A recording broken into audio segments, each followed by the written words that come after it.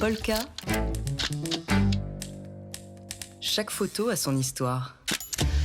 Comme chaque mercredi, on accueille Dimitri Beck de Polka Magazine pour décrypter une photo qui a fait l'actu cette semaine. Il fait nuit, les lumières de la ville et les phares d'une voiture de police éclairent la scène. Au premier plan, des rubans de balisage blanc et rouge déployés traversent la photo.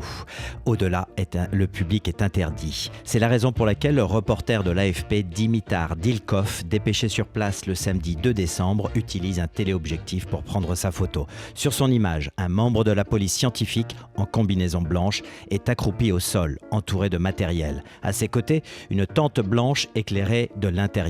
À l'arrière-plan, la rue est déserte, tout comme le passage sous les arcades métalliques du pont Bir Hakeim. Peu de temps encore, un couple de touristes se promenait là, vers 21h, à 2 pas de la Tour Eiffel. La balade était romantique, elle est devenue dramatique. Un assaillant tue sans prévenir à coups de couteau et marteau l'homme du couple, un germano-philippin âgé de 23 ans. Dans sa fuite, l'agresseur fait aussi 2 blessés au cri de Allah Akbar.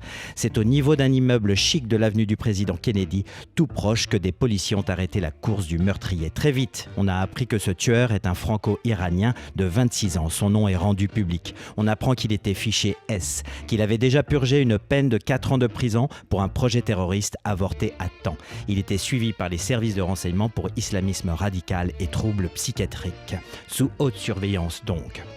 Et pourtant, samedi soir, il a déjoué l'attention de tous. Quelques minutes avant d'entamer sa folle course meurtrière, il a posté en ligne une vidéo en prêtant allégeance au groupe État islamique. Ce drame est un nouveau choc pour le pays. Il renvoie aux assassinats des professeurs Samuel Paty et Dominique Bernard. Et cette attaque terroriste surprend d'autant plus qu'elle s'est déroulée dans un quartier chic de Paris. Effectivement, Laure, de la scène du crime, on peut admirer la tour Eiffel qui s'étire vers le ciel en majesté. Les touristes y font des selfies tous les jours, à toute heure, nuit et jour. Les arches du pont Bir Hakeim sont un spot idéal pour des photos de mode et de mariage. Le cinéma l'a rendu célèbre aussi. Marlon Brando et Maria Schneider l'ont arpenté dans Le Dernier Tango à Paris de Bernardo Bertolucci en 1972. Et comment ne pas se rappeler de la mythique scène de Jean-Paul Belmondo perché sur le toit d'une rame de métro qui franchit ce pont dans Peur sur la ville dans les années 70. En cette fin de 2023, il est à nouveau question de peur sur la ville. Et cette fois-ci, ce n'est pas du cinéma. De nombreuses interrogations sur le tueur en lien direct avec l'idéologie djihadiste se posent, bien sûr.